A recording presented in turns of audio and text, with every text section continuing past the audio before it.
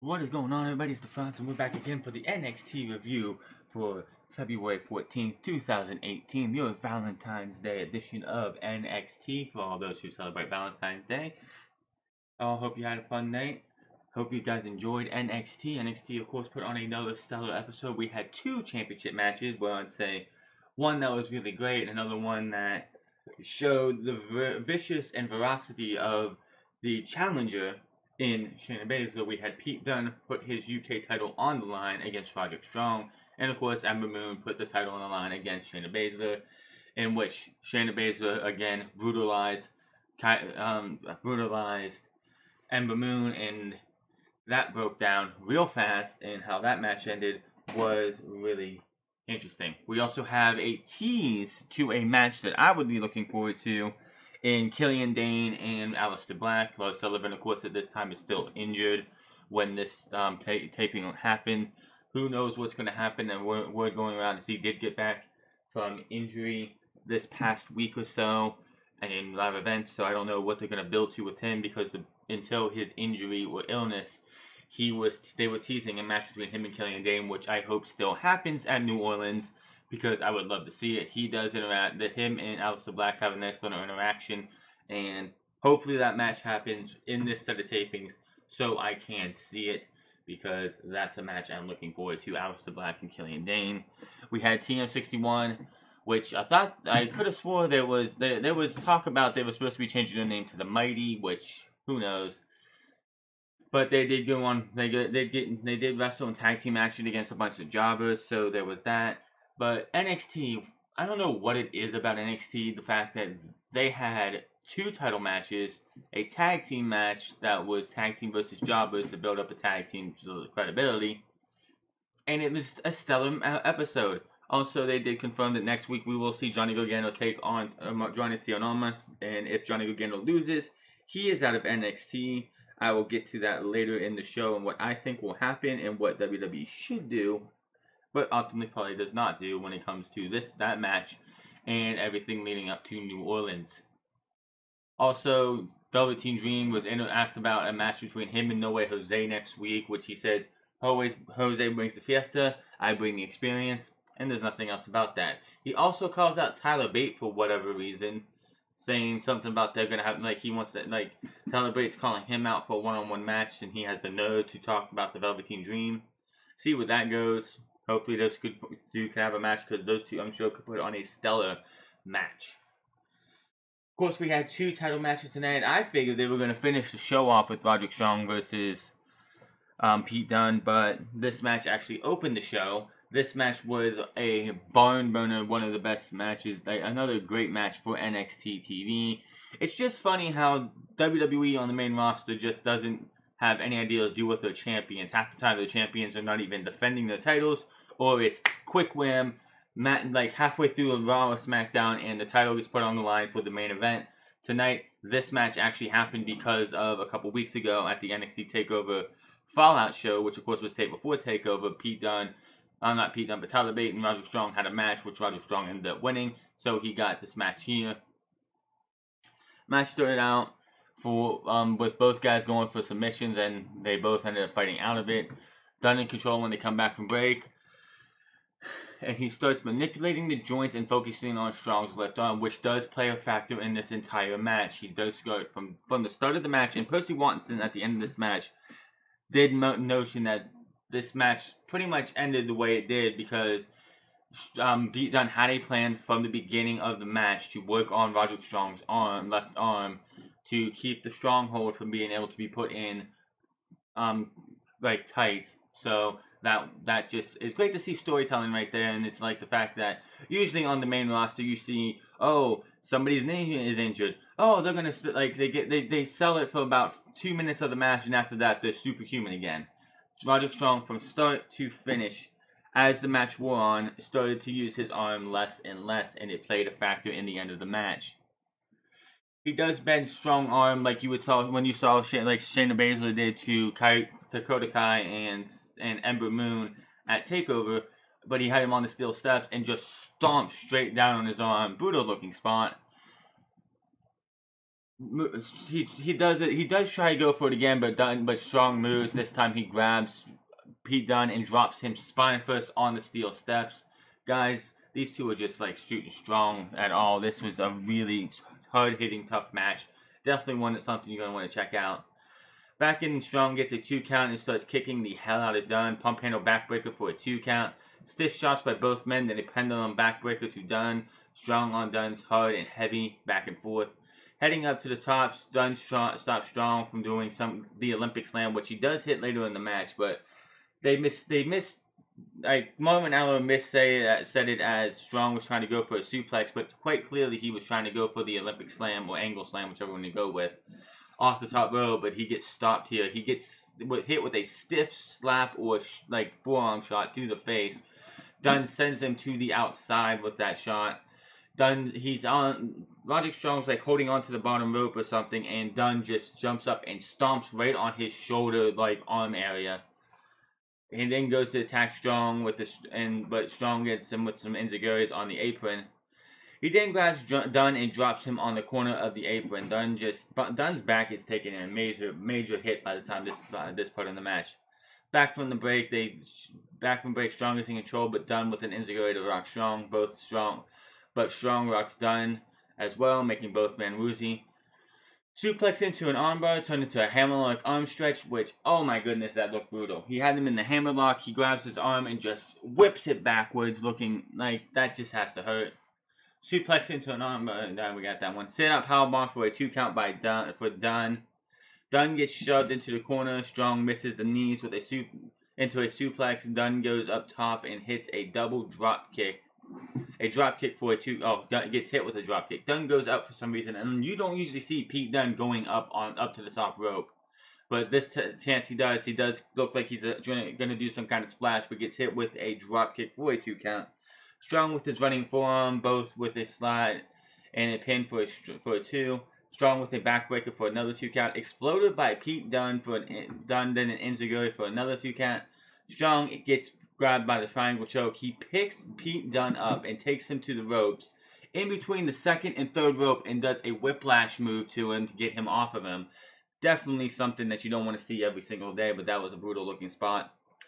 Back up top, Strong hits the angle slam from the top rope, which he tried to do early in the match but got stopped. This time he only gets a 2 count. Jumping knee, then running high knee in the corner, then a slam for a 2 count. That was for Roderick Strong. Dunne hits the X-Plex, as they call it, going for the bitter end. Strong with elbows aplenty. Tiger Bond for a 2 count for Strong. Stronghold Dunne. Oh yeah, Strong, like Pete Dunne had him in a maneuver. This is how the match ends. Dunne ends up grabbing Pete, like Strong tries to get the stronghold, and this is where this whole entire arm thing comes into play. Strong tries to get Pete Dunne into the stronghold. He can't get his arm cinched in all the way because of the injury that was happening for like the entire beatdown on his one arm.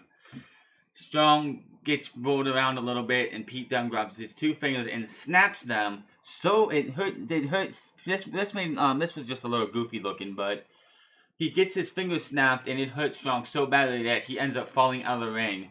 He tries to come back into the ring. Pete Dunne punts him in the head. He ends up grabbing him, hits him with the bitter end, and 1, 2, 3. You winner and still UK champion Pete Dunne. Excellent match to start off NXT for the week. I hope that Roderick Strong does well in the Cruiserweight Championship tournament. He did beat Hideo Itami last week. I don't know if he's going to go all the way to WrestleMania, but you got this guy. And I will say this about Roderick Strong. He just seems like he's miscast as a babyface. Yes, he plays an okay babyface, but I just feel like, and Ross from Cultaholic said he plays a dick heel. I want to see this. I want to see Roderick Strong by the end of this year as a full-fledged heel.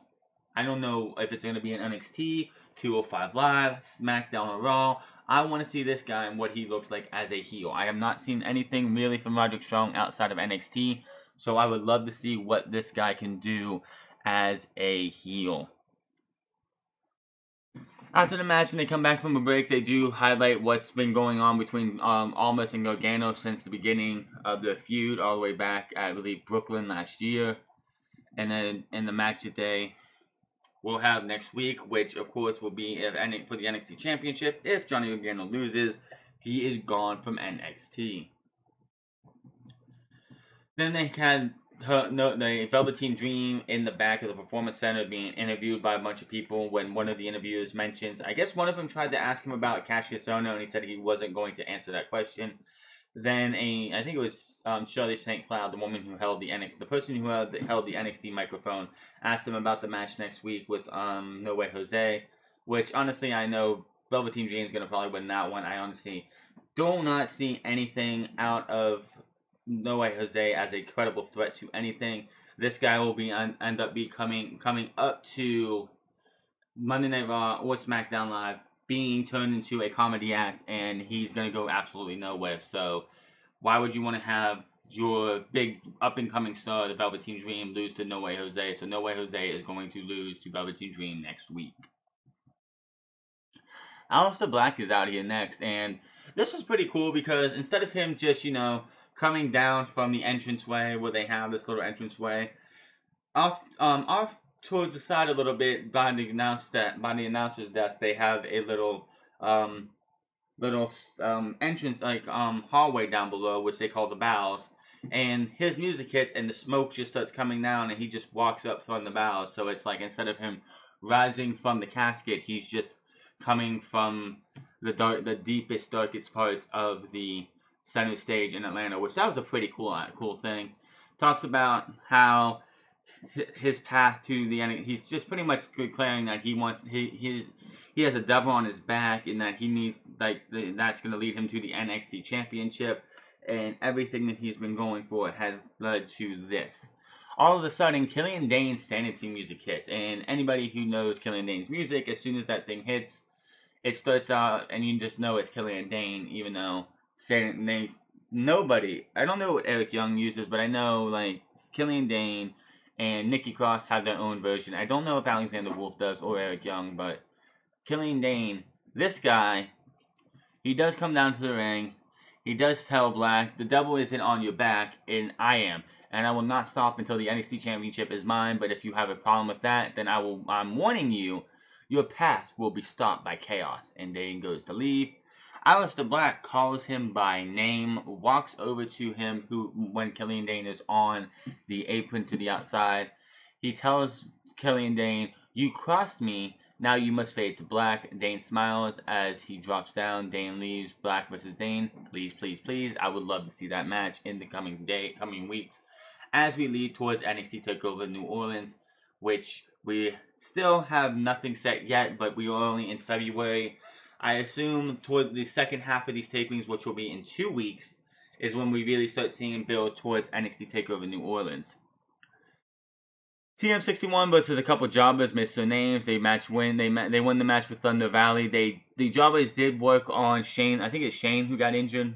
Shane Thorne's injury. They did make a note of that. You can actually tell he has this special knee brace that has knee pad that looks like a knee brace, knee pad combo.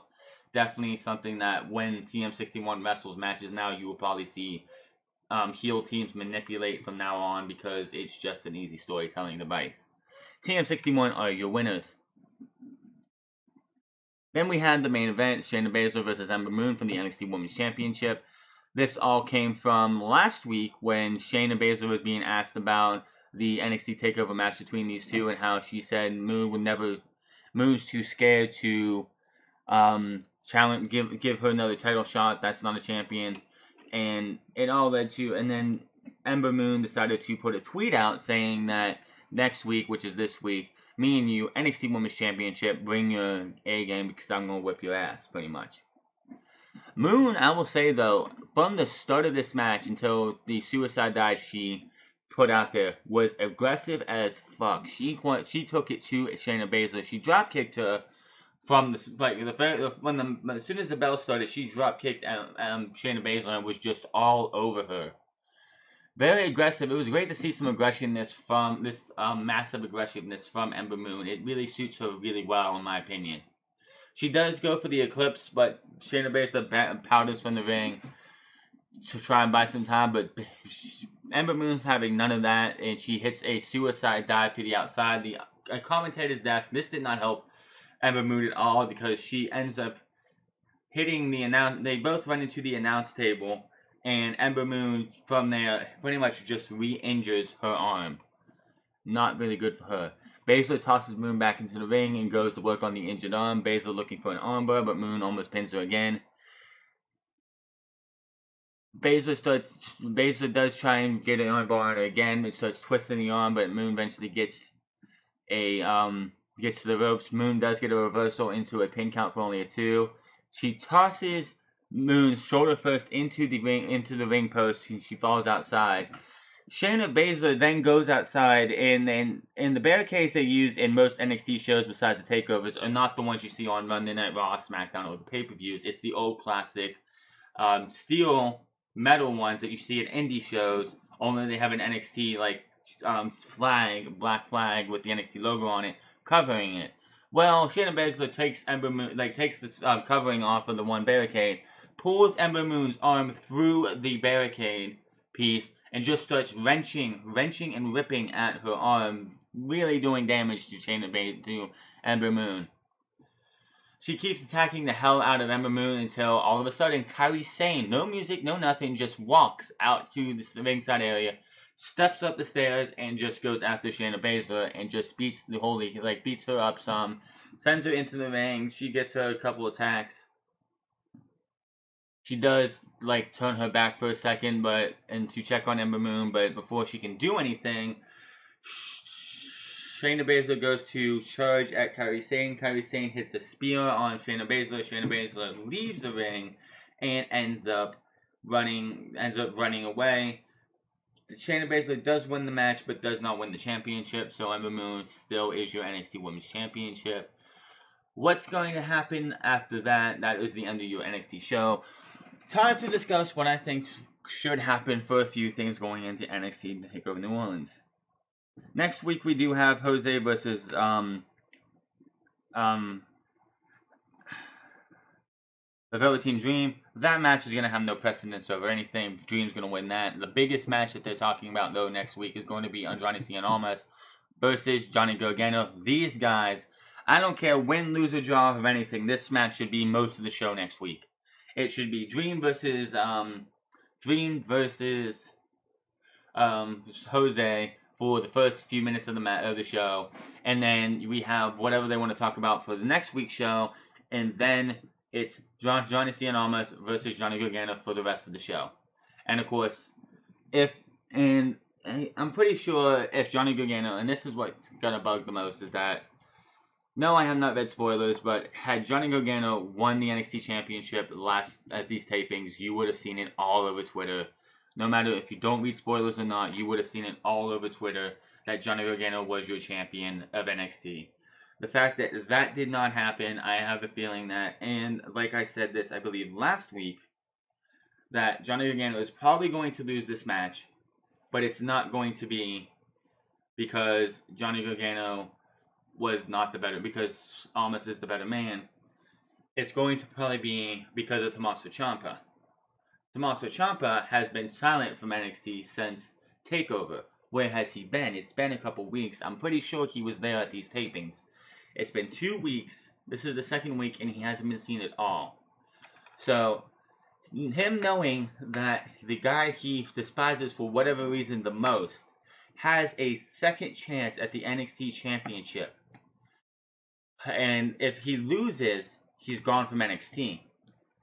How satisfying would it be for Tommaso Ciampa to run into this match and cost Johnny Gargano the match? First off, I think they should have made it a no DQ match just to have no ifs, ands, or buts about it instead of just saying, well, it's a singles match. Have William Regal come out at the beginning of the show next week and be like, listen, this match between Almas and Gargano, if Gargano loses, he's out of NXT. Just to make sure there's no ifs, ands, or buts about it, we're going to have this be a no count out, no disqualification match. So there has to be, or this match can only be won by pinfall or submission. So we have a definitive winner instead of having that, if they want to do something and have Johnny Gargano get screwed out of the championship because of X, Y, and Z, but they don't want him to leave NXT. Nah, I don't want to see that. I want him to at least have, in a pre-tape segment that wasn't aired for these guys, we have it said that this match has to be won by pinfall or submission, so you take away the champion's advantage, so you don't have this. So the stipulation that they're going with has to be used, but I still feel that they're going to go. Tommaso Ciampa is going to get involved somehow. Maybe he sweeps the leg. Maybe he attacks Johnny Gargano from behind. I don't know, but I know is that I'm pretty sure had Johnny Gargano won the NXT Championship at these tapings, Johnny Gargano, it would have been all over the news feeds. It would have been all over YouTube. It would have been all over Twitter. It would have been all over Facebook. It would have been all over everywhere. With this ending, how I think it's going to end with Johnny Gargano being screwed by Tommaso Ciampa, what are they going to do for NXT TakeOver New Orleans? I don't know.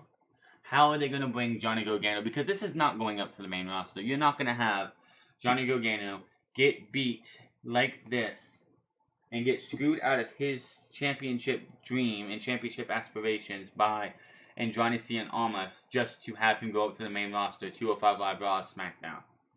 No, this has to end in NXT. How are they going to put this together? William Regal, probably in this taping, which I don't know, I have no idea. If he came out and said that this is going to happen, we will see. But they still have a taping later in halfway through March, where we'll know if what's going to happen between Gargano and Tommaso Ciampa.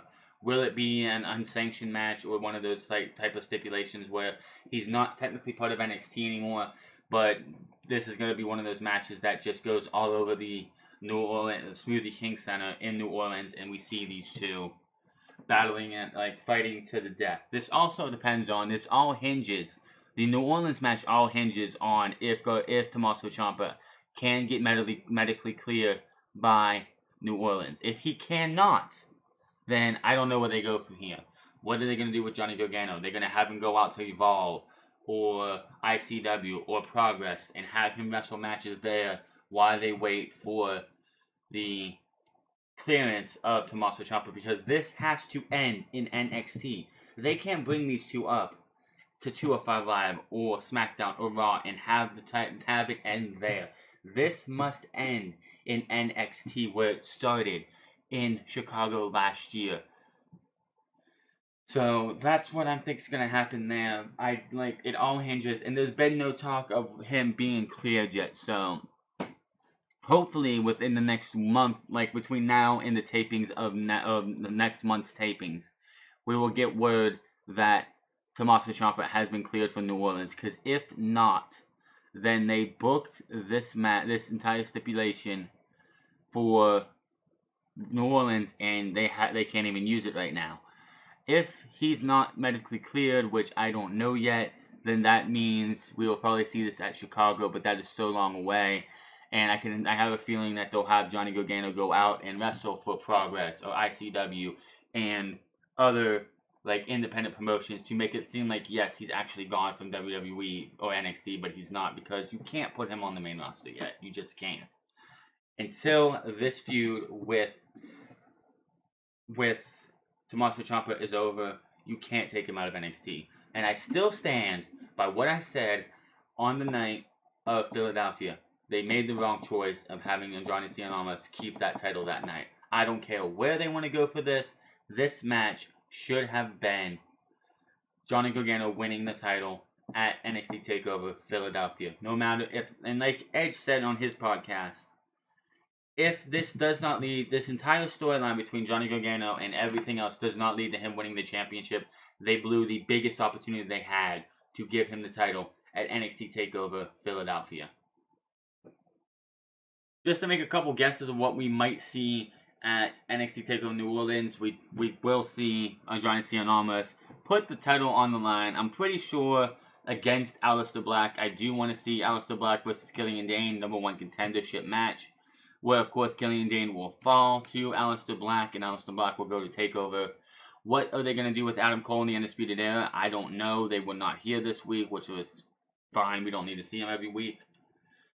What's going to happen with Pete Dunne in the UK Championship now? I do not have a clue. I hope they have a match at New Orleans for Pete Dunne and the UK title. It does deserve a match at TakeOver, so we'll have to wait and see what's there.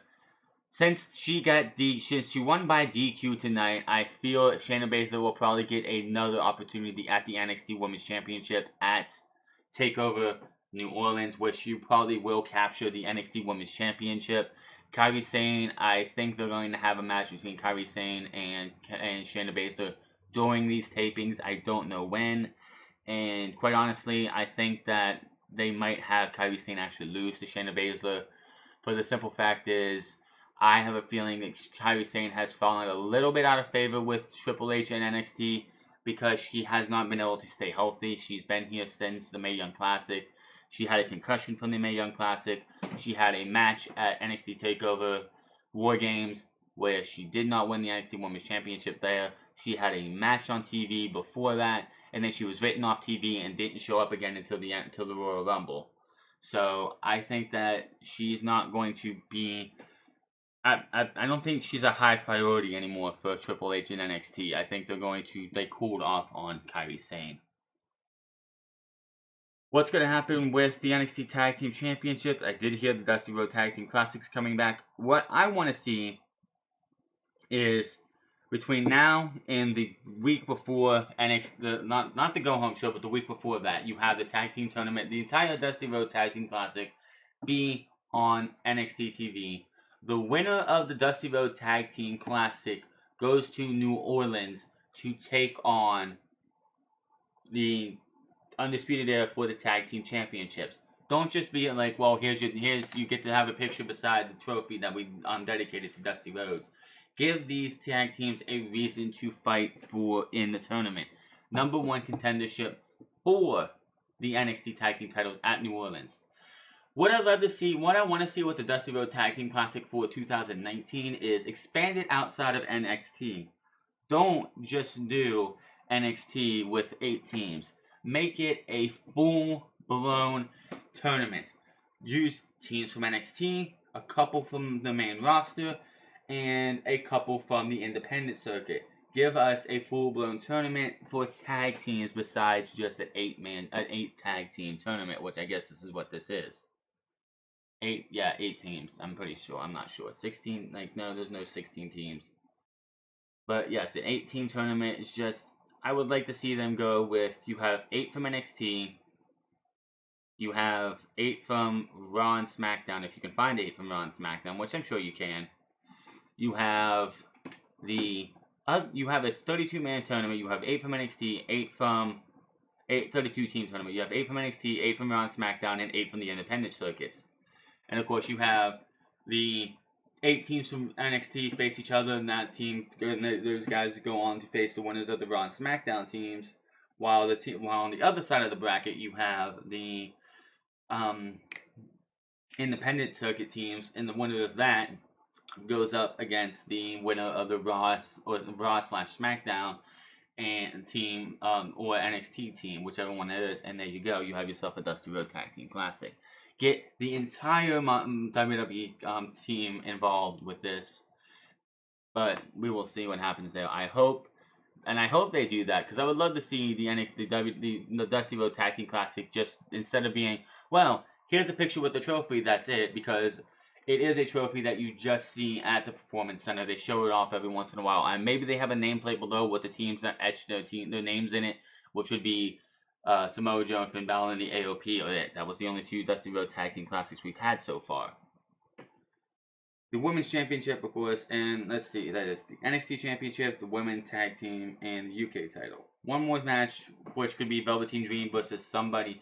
Heck, for all I know, let's have the Velveteen Dream versus Pete Dunne for the UK Championship at NXT TakeOver New Orleans. Yes, please, thank you. But we have a long way to go until New Orleans. This is all just a bunch of fantasy booking. Let me know in the comment section below what you think. This is your NXT review for February 14th, 2018. Make sure to hit that subscribe button if you're new. Hit that follow, give me a comment down in the section below what you think of the NXT for the week and what you guys are looking forward to. I know it's going to happen later in the tapings. I don't know when, but I'm looking forward to Ricochet's debut. And Wonder Woman, we're going to see EC3 and War Machine make their debuts. But that is all for now. I will be back Saturday for Unscripted, where we talk about the rumors of a return of fully dual-branded pay-per-views and my thoughts and feelings on that, as well as more to come as the news breaks over the week. I will see you guys then. Have a good afternoon, evening, and night, and I will see you guys.